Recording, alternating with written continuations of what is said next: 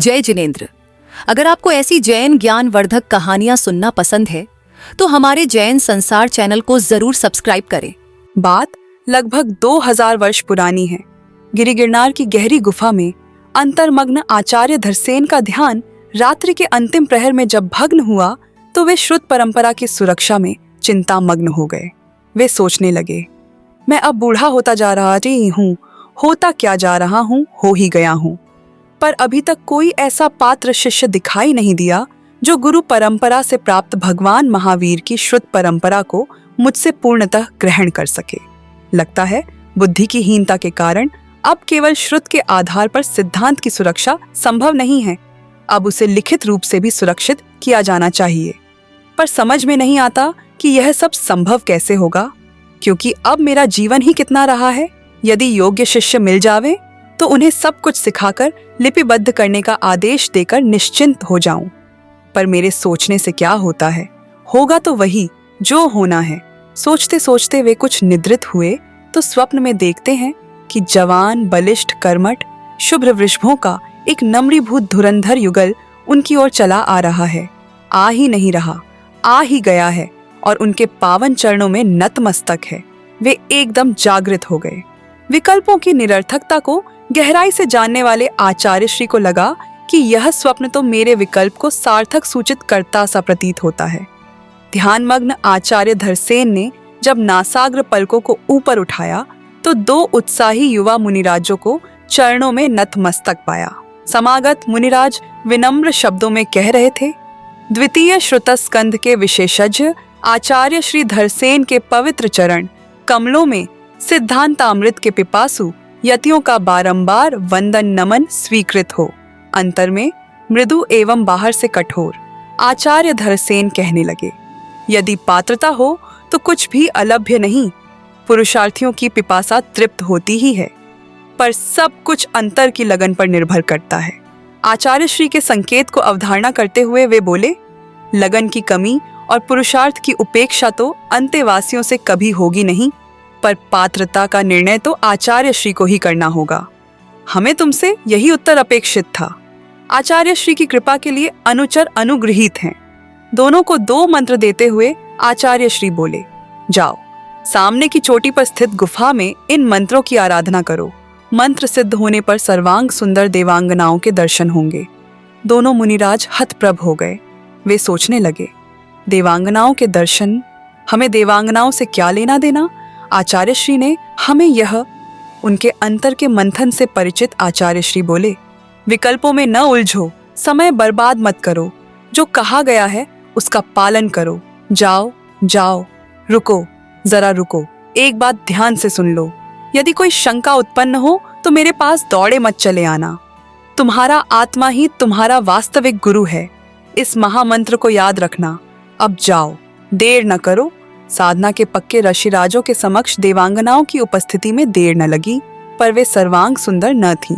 एक के दांत सामने को निकल रहे थे तो दूसरी एकाक्षी थी। उन्हें देख ऋषि युगल संकोच में पड़ गया। वे सोचने लगे, आचार्य श्री ने तो कहा कि सर्वांग सुंदर देवांगनाओं के दर्शन होंगे, पर कहीं कुछ गड़बड़ अवश्य है। क्यों न चलकर गुरुदेव श्री से ही जान ले। नहीं नहीं, उन्होंने आते समय कहा था कि कहीं कुछ शंका पड़े तो मेरे पास भागे भागे मत आना। तुम्हारा आत्मा ही तुम्हारा वास्तविक गुरु है। इस महामंत्र को याद रखना, अतः स्वयं ही इसके कारण की खोज करना चाहिए। उन्होंने अपने अपने मंत्रों का गहराई से निरीक्षण किया तो पाया कि एक मंत्र में एक अक्षर की कमी है और दूसरे में एक अक्षर अधिक है। वे एक बार फिर संकोच में पड़ गए। उनका अंतर दुविधा में उलझ गया।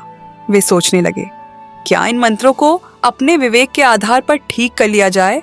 वयोवृद्ध, ज्ञान वृद्ध, अनुभव वृद्ध, गुरु परंपरा से प्राप्त समृद्ध श्रुत परंपरा के धनी आचार्य श्री द्वारा प्रदत्त मंत्रों में सुधार करने का साहस यौवन से उत्पन्न दुस्साहस तो नहीं होगा। गहरे विचार मंथन के बाद दोनों ही युवा ऋषि स्वतंत्र रूप से स्वविवेकानुसार मंत्रों को शुद्ध कर लेने के निर्णय पर पहुंचे और ध्यान मग्न हो गए। सफलता विवेक के धनी कर्मठ बुद्धिमानों के चरण चूमती है। सर्वांग सुंदर देवांगनाएं उपस्थित हो कहने लगी, हम आपकी क्या सेवा कर सकती हैं। कुछ नहीं, सेवकों का संग्रह और सेवा हमें अभीष्ट नहीं। हमारी आराधना का अभीष्ट तो आचार्य श्री की आज्ञा का पालन मात्र था। दोनों युवा ऋषि आचार्य श्री के चरणों में उपस्थित हुए। नमन करते हुए युवा ऋषियों को मंगल आशीर्वाद देते हुए आचार्य श्री बोले, पुष्पों के समान दंत पंक्ति के धनी पुष्पदंत और अभूतपूर्व बल के धनी भूत बलि को पाकर आचार्य धरसेन कृतकृत्य है। अपने नए नाम सुनकर युवा ऋषि चकराए, पर देह में समागत परिवर्तन को लक्ष्य कर सब कुछ समझ गए। अत्यंत विनम्र पुष्पदंत और भूत बलि आचार्य श्री से मंत्रों के शुद्ध कर लेने के अपराध के लिए क्षमा याचना के साथ जो कुछ घटा था उसे सुनाने लगे तो गुरु गंभीर गिरा से आचार्य श्री कहने लगे, यह सब सुनाने की आवश्यकता नहीं है, हमारे लिए कुछ भी अगम्य नहीं है। हमें ऐसे ही विनयशील, विवेक के धनी और प्रतिभाशाली अंतेवासियों की आवश्यकता है, जिन्हें पूर्वजों से प्राप्त शुद्ध संपत्ति समर्पित की जा सके। विनय के बिना तो विद्या प्राप्त होती ही नहीं है, पर विवेक और प्रतिभा भी अनिवार्य है। इनके बिना भी विद्यार्जन असंभव है। गुरु के प्रति अडिग आस्था का भी महत्वपूर्ण स्थान है, पर वह आतंक की सीमा तक न पहुंचना चाहिए, अन्यथा वह विवेक को कुंठित कर देगी। समागत समस्याओं का समुचित समाधान तो स्वविवेक से ही संभव है, क्योंकि गुरु की उपलब्धि तो सदा सर्वत्र संभव नहीं। परंपराएं भी हर समस्या का समाधान प्रस्तुत नहीं कर सकती, क्योंकि एक तो समस्याओं के अनुरूप परंपराओं की उपलब्धि सदा संभव नहीं रहती, दूसरे परिस्थितियां भी तो बदलती रहती हैं।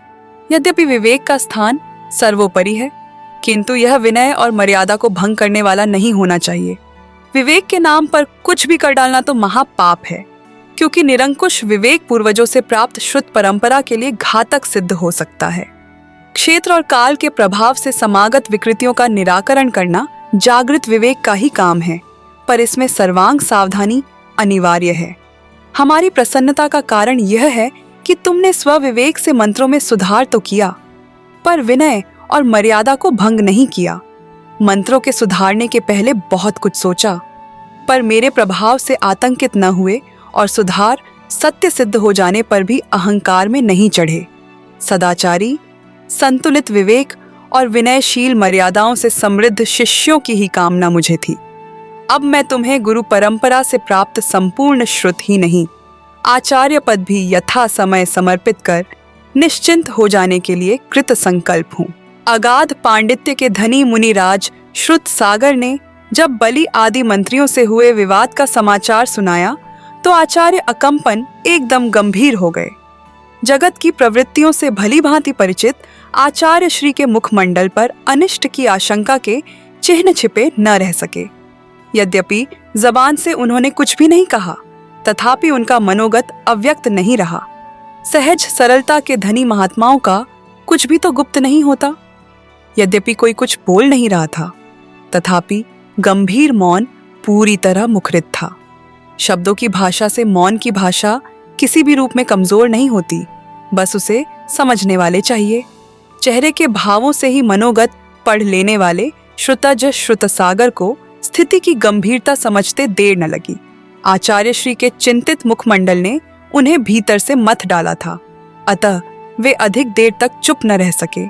अपराध क्षमा हो पूज्यपाद, अविवेकी अपराधी के लिए क्या प्रायश्चित है, आज्ञा कीजिए। बात प्रायश्चित की नहीं, संघ की सुरक्षा की है।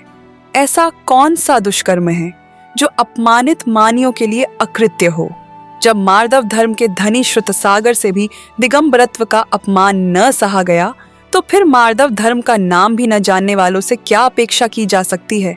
मान भंग की पीड़ा उन्हें चैन न लेने देगी। अपमानित मानी, क्रोधित भुजंग एवं क्षुधातुर मृगराज से भी अधिक दुस्साहसी हो जाता है। आज संघ खतरे में है।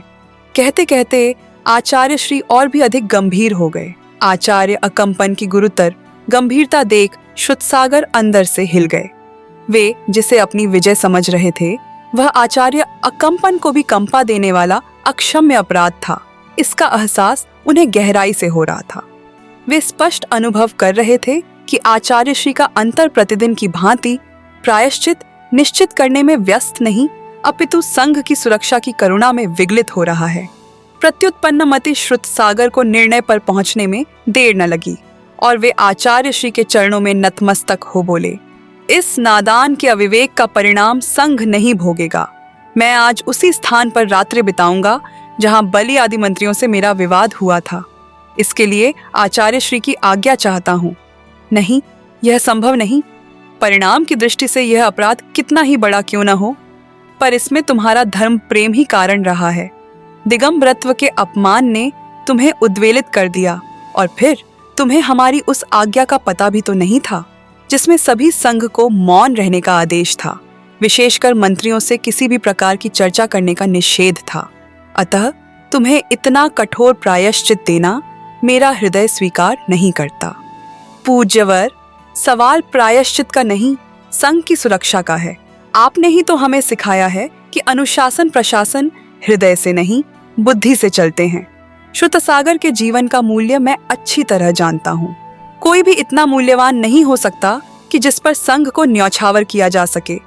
हम आपके इस आप्त वाक्य को कैसे भूल सकते हैं कि अपराधी को दंड देते समय न्यायाधीश को उसके गुणों और उपयोगिता पर ध्यान नहीं देना चाहिए। जानते हो, श्रुतसागर लाखों में एक होता है।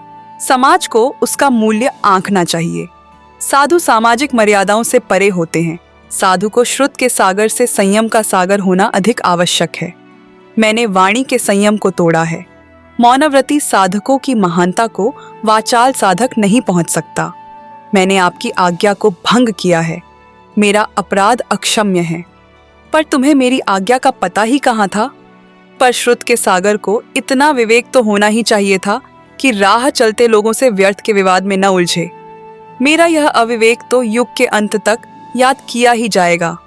पर मुझे यह सह्य नहीं है कि इतिहास यह भी कहे कि प्रियतम शिष्य के व्यामोह ने आचार्य अकंपन को भी अकंपन न रहने दिया था। मुझसे जो कुछ भी हुआ सो हुआ, पर मैं अपने गुरु की गुरुता को खंडित नहीं होने दूंगा। आचार्य श्री को मेरे इस हट को पूरा करना ही होगा। आचार्य अकंपन और भी गंभीर हो गए। उनके गंभीर मौन को सम्मति का लक्षण जानकर श्रुतसागर उनके चरणों में झुके, नमोस्तु किया और मंगल आशीर्वाद की मौन याचना करने लगे। आचार्य अकंपन ने कांपते हुए हाथ से श्रुतसागर को आशीर्वाद देते हुए कहा, मैंने यह सोचा भी न था कि जिसे मैंने एक दिन संपूर्ण संघ के समक्ष श्रुतसागर की उपाधि से अलंकृत किया था, उसे किसी दिन इतना कठोर प्रायश्चित देना होगा। प्रिय श्रुतसागर, तुम ज्ञान की परीक्षा में तो अनेक बार उत्तीर्ण हुए हो। आज तुम्हारे ध्यान की परीक्षा है। जीवन का रहना न रहना तो क्रमबद्ध के अनुसार ही होगा, पर मैं तुम्हारे आत्म ध्यान की स्थिरता की मंगल कामना करता हूँ। दूसरों को तो तुमने अनेक बार जीता है। जाओ, अब एक बार अपने को भी जीतो। कहते कहते आचार्य अकंपन और भी अधिक गंभीर हो गए। आज्ञा शिरोधार्य कर जाते हुए श्रुतसागर को वे तब तक देखते रहे जब तक वे दृष्टि से ओझल न हो गए। तीर्थ यात्रा के बहाने सीता को रथ में बैठा कर ले जाओ। तीर्थ यात्रा कराकर वापस आते हुए सिंहाटवी जंगल में अकेले छोड़कर तुम वापस लौट आना। महाराज राम ने सेनापति को आदेश दिया। महाराज, पवित्र सीता माता को यह सजा किस अपराध की दी जा रही है? सेनापति कृतांतवक्र ने दुखी मन से पूछा। सेनापति, लोकापवाद के कारण सीता को वन भेजना ही पड़ेगा। अधिक बहस न करो, शीघ्र जाकर इस कार्य को पूर्ण करो। इच्छा न होते हुए भी स्वामी के आदेश का पालन करना जरूरी हो गया। तीर्थ यात्रा के बहाने वह महासती सीता को रथ में बिठाता है। महाराज राम के कहे अनुसार सभी तीर्थों की यात्रा कराकर वापस आते हुए जब मार्ग में एक सघन जंगल मिला तो सेनापति ने वहीं रथ रोक लिया। धीरे धीरे करुण स्वर में वह कहता है, हे महारानी, हो सके तो मुझे माफ कर देना। अब आपको इसी जंगल में रहना होगा। सरल स्वभावी सीता सेनापति के मन के यथार्थ भावों से अनभिज्ञ थी, अतः बड़े ही सरल भाव से कहती है, हे कृतांतवक्र, क्या हो गया तुम्हें? यह तुम क्या कह रहे हो? इस भयानक जंगल में मेरे रहने का क्या कारण है? क्या यहाँ भी कोई तीर्थ क्षेत्र है? पवित्र हृदयी सीता के कोमल शब्द सुनकर सेनापति का हृदय भर उठा। आंखों से अश्रुधारा बह निकली। काया की दशा कुछ विलक्षण हो गई, पर वह क्या कर सकता था? स्वामी का आदेश जो था उसके सामने। नीचे मुख करते हुए सेनापति ने कहा, हे महारानी, लोकापवाद के कारण आपको इस सघन जंगल में छोड़ने की आज्ञा महाराज श्री ने दी है और दुर्भाग्य कहो कि यह पाप मुझे ही करना पड़ रहा है। इसी क्षण उसका विवेक जागृत हो गया।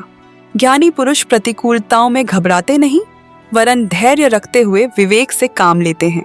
ज्ञान सर्व समाधान कारक है।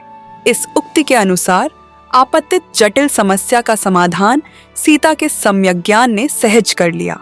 वे स्वयं जागृत होकर बोली, हे सेनापति, इसमें किसी का दोष नहीं। सभी जीव अपने पूर्वकृत कर्मों का ही फल भोगते हैं। कोई किसी का भला बुरा नहीं कर सकता है। जीव स्वयं अपने भले बुरे परिणामों से सुखी और दुखी होता है। अतः परिणाम सुधारने का उपाय करना चाहिए और परिणाम बिगड़ने का भय रखना चाहिए। विवेकी सीता द्वारा यह विचार सुनकर जब सेनापति जाने लगा तो जाते हुए सीता से कहने लगा, हे माता, महाराज श्री को आपका कोई संदेश? हाँ, एक संदेश स्वामिन से अवश्य कहना है। बीच में ही बात काटते हुए गंभीर मुद्रा में सीता बोली, हे सेनापति, मेरे त्याग की तो कोई बात नहीं, पर एक बात अवश्य ध्यान रखें कि जैसे लोकापवाद के भय से बिना विचारे उन्होंने मुझे छोड़ दिया, वैसे ही अन्य किसी संसारी मोही प्राणियों के कहने में आकर अपने धर्म को न छोड़ दें। महारानी सीता के इस महान कटु सत्य को बार बार मन में दोहराते हुए सेनापति आगे बढ़ गया। सीता के इस सुंदर समाधान को किसी कवि ने इस रूप में प्रस्तुत किया है, अरे हो वीरा, राम जिसुम कहियो यूं बात, लोकनिंदावश हमको छांडी, धर्म न छोड़ो गात। पाप कमाए सो हम पाए, तुम सुखी रहो दिन रात।